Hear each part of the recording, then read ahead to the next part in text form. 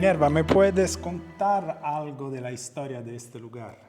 Sí, esta es la bodega antigua con la que trabajábamos en el Grifo, la cual fue fundada en el 1775. Es la bodega más antigua de toda Canarias, que sigue haciendo vino de forma ininterrumpida desde esa fecha y está entre las más antiguas de España también. Es un lugar que albergó vino en sus tanques hasta los años 90 y en los 80 se empezó una renovación, pero al final concluyeron con dejarlo como un espacio de visitantes, un centro de visitantes para poder hacer una bodega nueva y no destrozar este entorno. Esta es la primera sala que se edificó en el Grifo, que es la que data de 1775, una pequeña sala que conserva su suelo de lava original y donde vemos pues recreaciones de lo que ocurría aquí en aquel entonces, que era que se producía mucho alcohol vínico. Se hacía mediante esta especie de alambique, se hacían los vinos, el alcohol vínico para hacer vinos fortificados en Gran Canaria y Tenerife, que se exportaban luego mucho dentro de Europa. ¿Vino fortificado? Sí. ¿Y cómo se llamaba? El Canary Wine. El Canary que Wine. se ensamblaba en Gran Canaria y Tenerife. Parece una historia parecida a Marsala, sí. en Sicilia.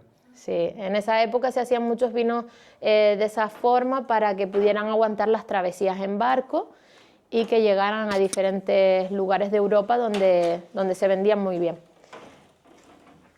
Aquí tenemos también los tanques que desde los años 20 en el siglo pasado se construyeron estos tanques y se hacía el vino en el interior. Tenemos pues todo lo que se hacía de vino, que era tinto, moscatel, seco, dulce, y mediante esta parte extractora se sacaba el vino y se vendía a granel a las personas que se acercaban. ¿Y abajo qué tenemos? Y lo que tenemos aquí es mero decoración, porque en esta época de los 80 se empezó una renovación en esta sala y se abrieron unos orificios para poder poner los tanques de fermentación.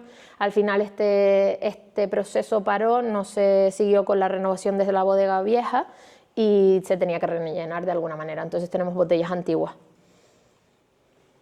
Si seguimos conservando pues todo el interior de los tanques, que es muy interesante de ver porque son hechos con hormigón, pero luego también se ha pasado a revestirlos en los años 30 con baldosas de vidrio, y tenemos un montón de elementos como encorchadoras antiguas, rellenadoras que se utilizaban desde los 40 a los 50, y seguimos manteniéndolas para que se puedan ver. Es maravilloso.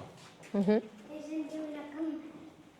Y ahora es un museo. Ahora sí, ahora lo tenemos como una exposición para que pueda la gente ver lo que es los elementos antiguos de la bodega, todo lo que se utilizaba en diferentes épocas. Y esto de aquí pues son los tanques por dentro, que se han conservado también bastante bien. En estos tanques se hacía el vino, el orificio para entrar era este que tenemos en la parte superior. Ah, ¿se usaba por caída? Sí. Ah. Se hacía el vino al interior, esto estaba cerrado, entonces son dos tanques que están anexos, igual que los otros a los lados, pero eran tanques individuales, solo se podía entrar por esta parte superior. O sea, al finalizar el vino de cada año había que introducirse dentro y había que limpiar los tanques, lo cual era un poquito difícil. En los años 30, el dueño de la bodega era un señor muy conocido que se llamaba Fermín, que era doctor, y él, mediante unos viajes que hizo por Europa, se dio cuenta que se estaba empezando a revestir los tanques por dentro, entonces compró todo este material en Bélgica y lo trajo hasta aquí. En Bélgica. Muy innovador para la época y que ayudó muchísimo a la mejor conservación del vino y a la mejor higiene. ¿Vamos arriba? Sí, se puede subir también.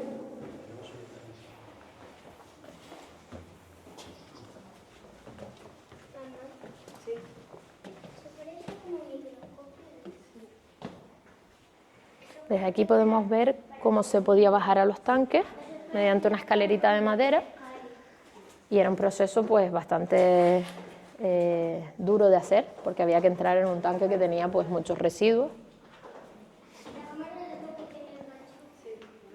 Y pues estos tanques, como decimos, tenían vino hasta los años 90 incluso.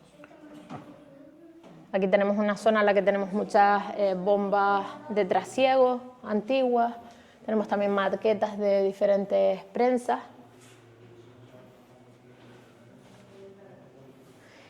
Y también en la otra parte tenemos el lagar, que podemos verlo, el lagar antiguo.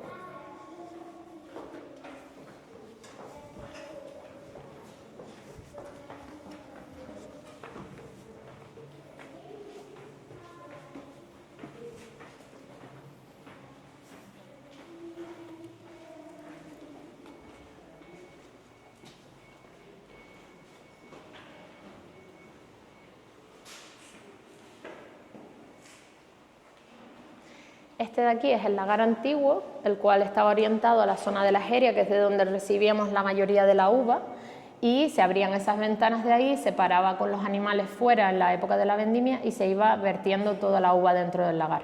Aquí se entraba, se pisaba a pie y mediante este conducto que tenemos aquí, pues iba pasando todo el material, líquidos, semillas, pieles, todo, se filtraba y se quedaba en la zona de la lagareta, que luego con esas bombas de trasiego se iba a ir moviendo los tanques. Esa es una prensa de pie también antigua, que se utilizó durante una época.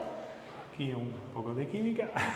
Ahí exactamente lo que utilizaban para el azufre y demás. Y esto de aquí, que es una tolva antigua, que hoy en día tenemos pues algo similar, pero mucho más moderno. Estrujadoras de mano. Gracias, Minerva. Nada. ¿No quieres hacer el vídeo respecto a tu Sí, tu porque deseo? hoy no tengo cara, hoy no Vabbè, tengo pero cara. tu voz y tu historia ha sido muy... ¿Cómo se dice? Divertida. Vale, También. me alegro. Me voy a grabar mi mujer. Vale, les dejo esto. Sí. Este es un vino que se llama Ancestral, que es una edición limitada de 3.400 botellas.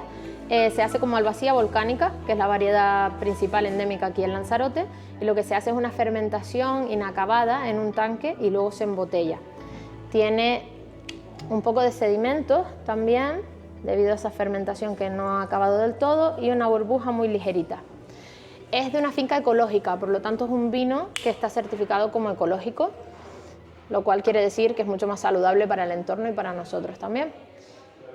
Vale, este vino que tenemos aquí es un malvasía sobre lías, el cual se hace con malvasía volcánica también, pero le llamamos lías porque se hace con un método sobre las levaduras que ya han consumido todo el azúcar del vino después de la fermentación.